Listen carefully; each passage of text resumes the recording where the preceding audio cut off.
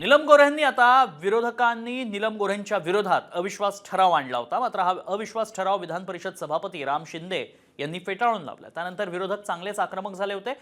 फडणवीसांनी देखील घोषणाबाजीत सहभाग घेतल्याचं पाहायला मिळालं आणि यावेळी विरोधकांनी मुख्यमंत्री देवेंद्र फडणवीसांच्या भाषणावेळी घोषणाबाजी केली आहे।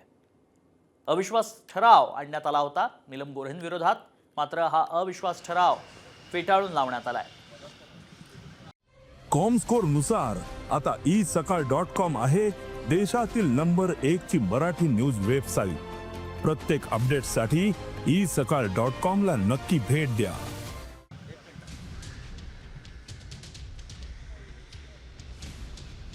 त्यामुळे निश्चितपणे जिथे आवश्यक असेल त्या ठिकाणी आपण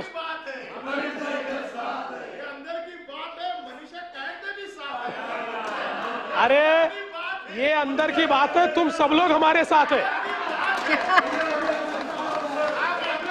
आप सब लोग हमारे साथ है, त्यामुळे त्याचाही उपयोग केला जाईल। मी पण तुमच्या सोबतच आहे, मी 100% त्यांच्या सोबत आहे।